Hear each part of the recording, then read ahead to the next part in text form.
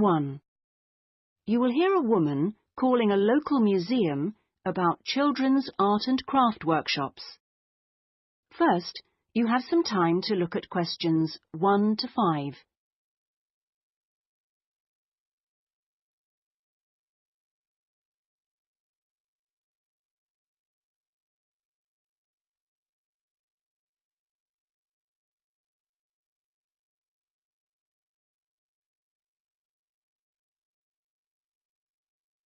You will see that there is an example that has been done for you.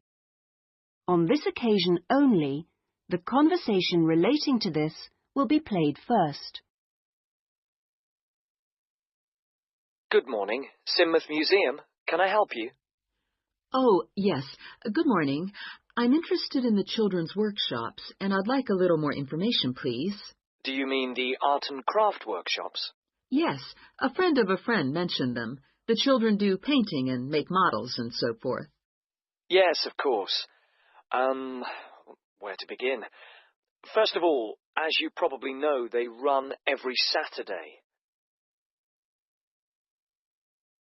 The workshops are organised every Saturday, so Saturday has been written in the space.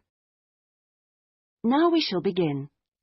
You should answer the questions as you listen, because you will not hear the recording a second time.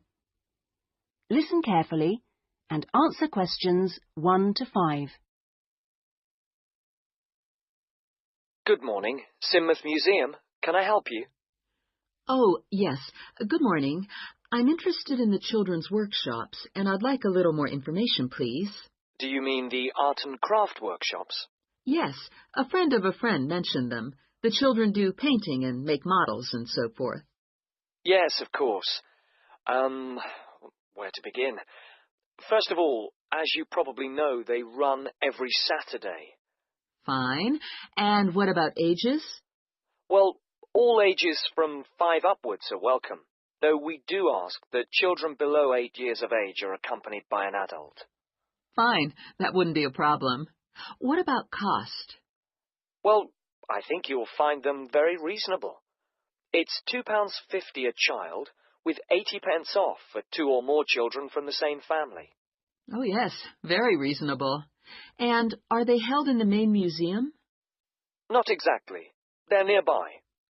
Could you give me the full address? I don't know the area very well. Yes, it's Winter House. Right. And that's in Tamer Street. Could you spell that, please?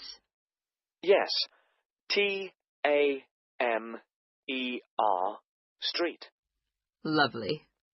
And I do need to tell you that there's a security entrance, so you need to press the green button for someone to let you in. Don't press the red button, please. But don't worry, it's all clearly labelled. Okay. And one more question. Is parking available nearby?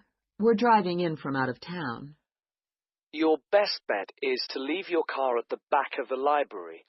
On a Saturday morning, there are plenty of spaces there. It's right next door to the museum. And can I ask about booking places? Yes, and I must tell you, you really should book by calling the education department here.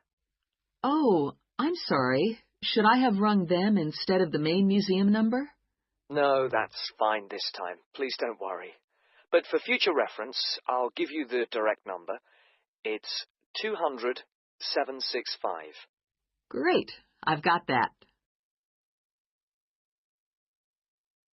Before you hear the rest of the conversation, you have some time to look at questions 6 to 10.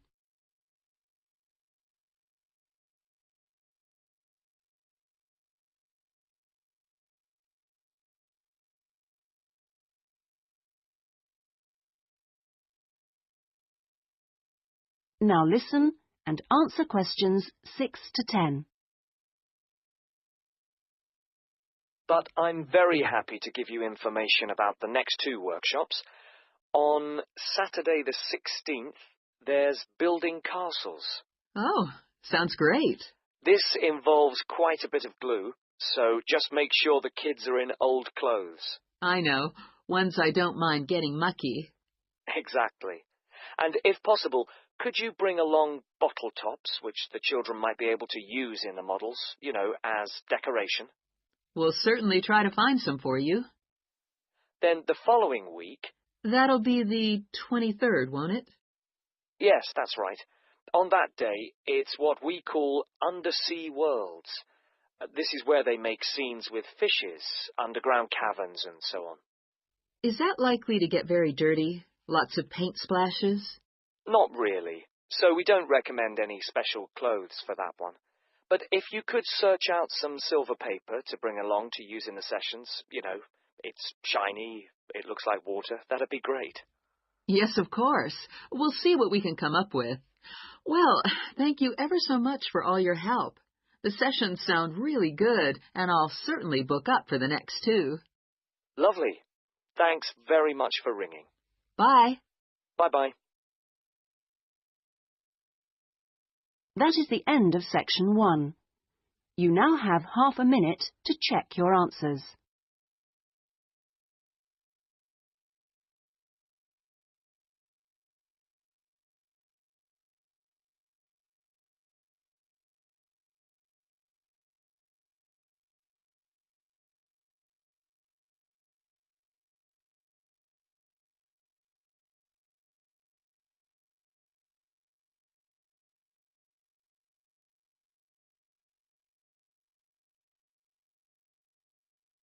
Now turn to section 2. Section 2.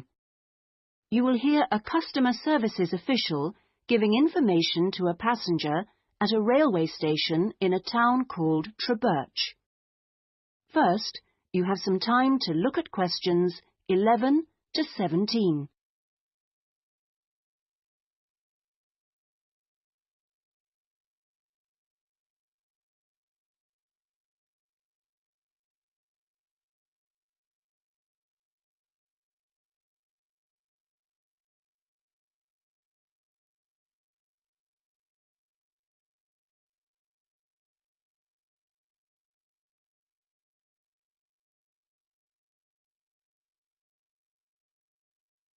Now listen carefully and answer questions 11 to 17. Hello.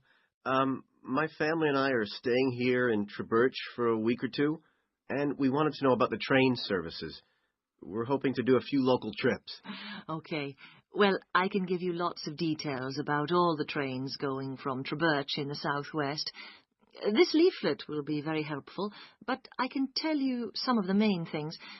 We've got 2 main train stations in the town. King Street is for local commuter lines and regional services. What about trains to London? I'll need to go there on business for one day. Then you need to go to Central Station. That's for all the national services. There are regular trains to London. They leave Trebirch every half hour on weekdays and every hour at weekends. It takes about 2 hours, a bit longer on Sundays.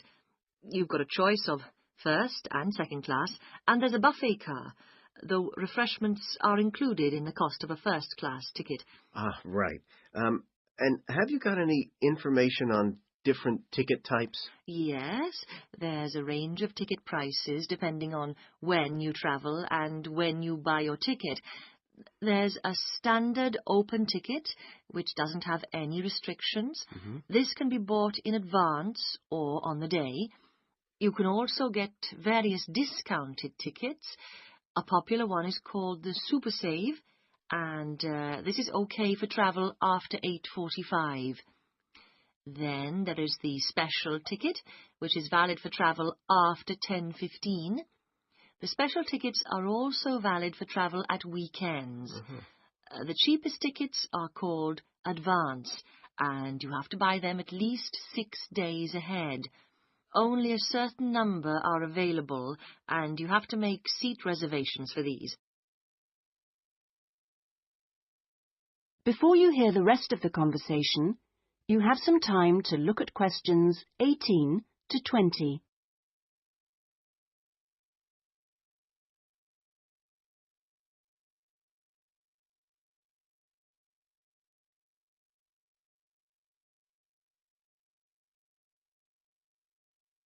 Now listen and answer questions 18 to 20. Thanks. And are there lots of places to go to around here? Oh, yes. You can enjoy many days out.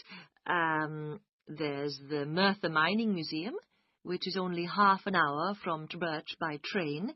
Your children will find it just as fascinating as any theme park, and they can ride in the original miners' lifts and on the coal trains.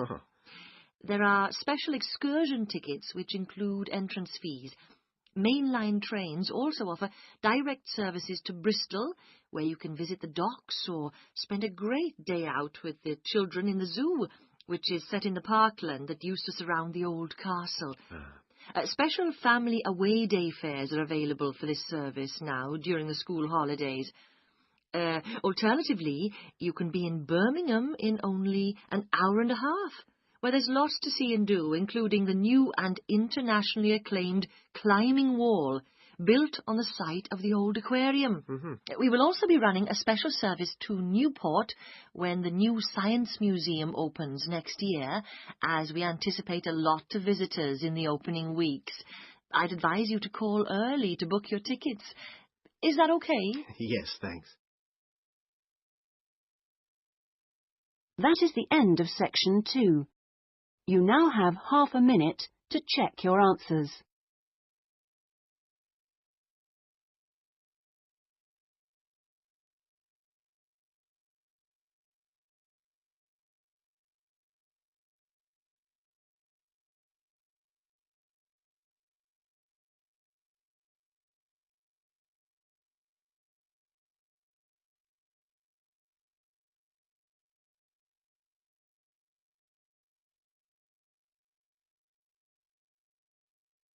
Now turn to section 3. Section 3. You will hear a discussion between a tutor and an education student called Sandy about the student's dissertation. First, you have some time to look at questions 21 to 25.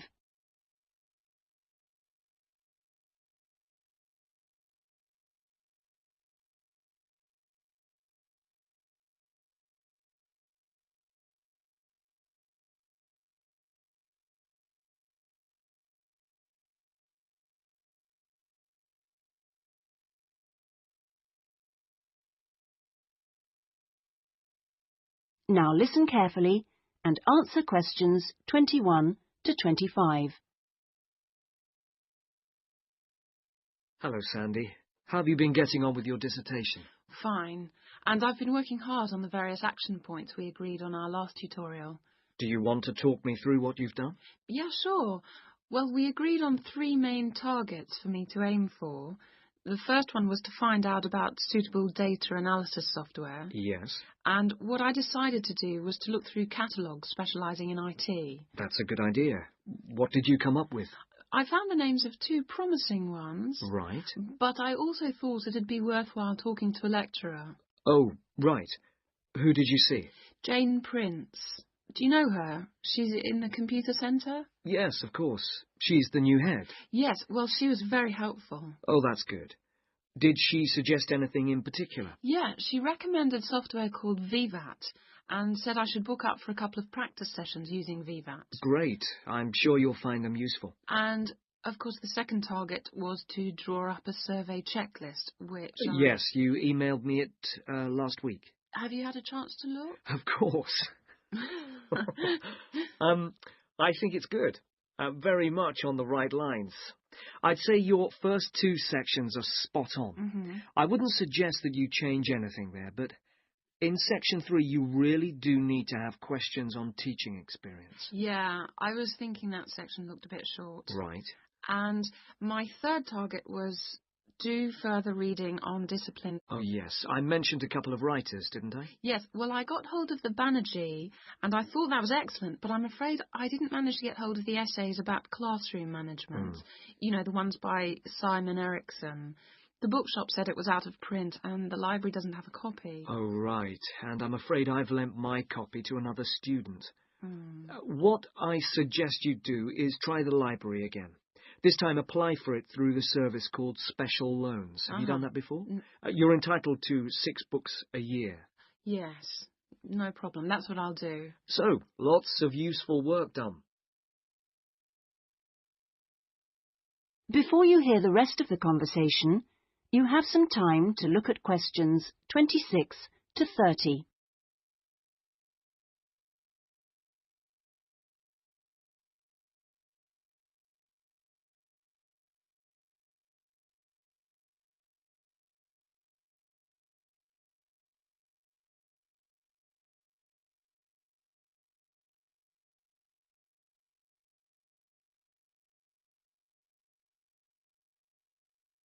Now listen and answer questions 26 to 30.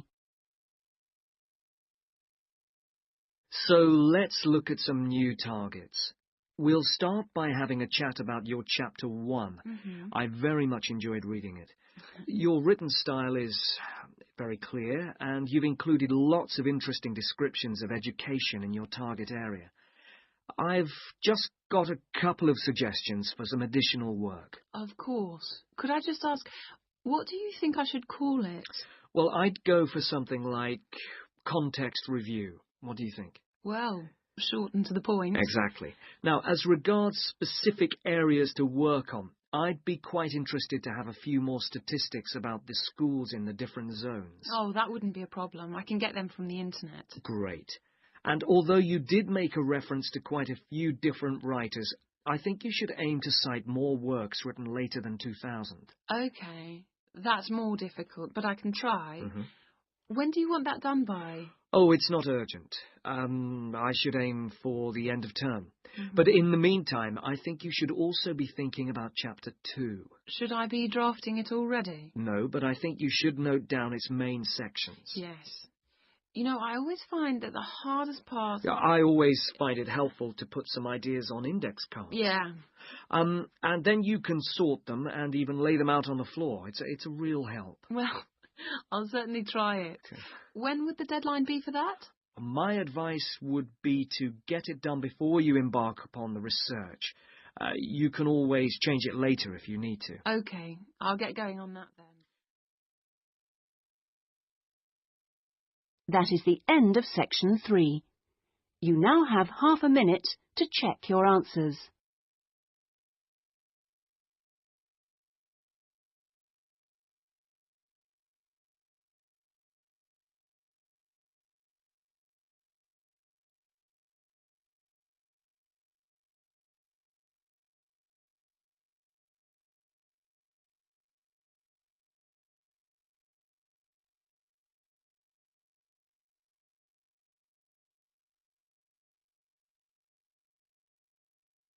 Now turn to Section 4.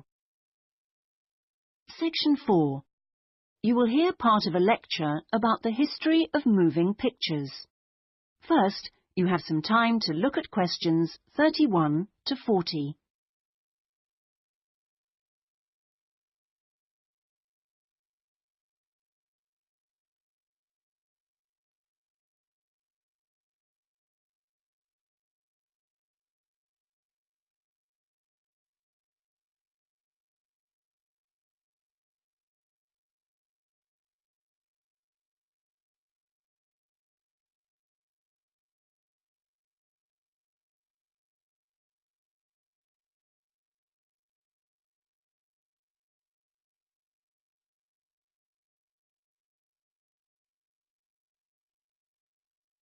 Now listen carefully and answer questions 31 to 40. Many believe that the story first began in America in 1877, when 2 friends were arguing over whether a horse ever had all 4 feet, or hooves, off the ground when it galloped. To settle the bet, a photographer was asked to photograph a horse galloping, and the bet was settled because you could see that all the hooves were off the ground in some of the photos. What was even more interesting was that if the photos were shown in quick succession, the horse looked like it was running. In other words, moving pictures. The person who became interested in taking the moving pictures to its next step was the famous American inventor Thomas Edison. Actually, he didn't do the work himself, but rather asked a young Scotsman in his employ to design a system, which he did. Now, this young fellow was clever, because the first thing he did was study other systems, primitive as they were, of moving pictures, and then put all the existing technologies together to make the first entire motion picture system. He designed a camera, a projection device, and the film. The system was first shown in New York in 1894 and was really very popular. Apparently, people lined up around the block to see the wonderful new invention. There were, however, a couple of problems with the system. The camera weighed over 200 kilograms, and only one person at a time could see the film. Well now, news of the new system in America traveled fast, and a number of rival European systems started to appear once people had heard about it. The single problem with all the systems was they couldn't really project the film onto a screen, so more than one person could see it. Then, in 1895, 3 systems were all developed, more or less at the same time and independently of each other. I guess the most famous of these was by the Lumière brothers from France, and they called their system the cinematograph, which of course is where the word cinema comes from. There were also 2 brothers in Germany who developed a successful system, and they called it a bioscope. Well, now once the problem of projection had been solved, the next challenge for the inventors was to make the films longer and more interesting. A continuing problem at the time was that the films had a tendency to break when they were being played, a problem which was caused by the tension between the 2 wheels, or reels as they are called, which hold the film. Now, this problem was solved by 2 American brothers. They developed the Lantham loop, which was the simple addition of a 3rd reel between the 2 main reels, and this took all the tension away, with the result that the film stopped snapping.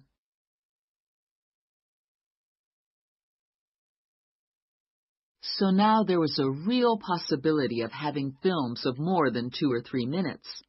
And this led to the making of the Great Train Robbery, the very first movie made. It only lasted 11 minutes, but was an absolute sensation, and there were cases of people watching the movie and actually fainting when the character fired a gun at the camera. Almost overnight, movies became a craze, and by 1905, people in America were lining up to see movies in store theaters, as they were called then. I guess the next big step in terms of development of technology was to have people actually talking on the film. And the first step towards this was in 1926, when sound effects were first used on a film. It wasn't until the following year, however, that the first talkie, as they were called then, was made. This film featured actors speaking only during parts of the film, and was called The Jazz Singer. And it wasn't until 1928 that the first all-talking film was produced, and this was called The Lights of New York. Unfortunately, the sound on this early film was not very good, and I believe they put subtitles on the film. That is, they printed the dialogue along the bottom of the film to compensate for this poor sound quality. Now, with the addition of sound, moving pictures became far more difficult to make. That is the end of section 4. You now have half a minute to check your answers.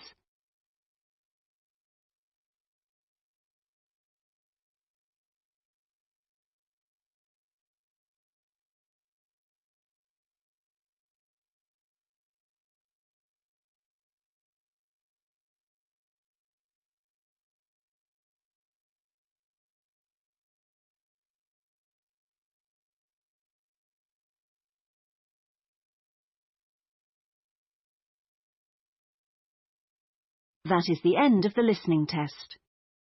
In the Ielts test, you would now have 10 minutes to transfer your answers to the listening answer sheet.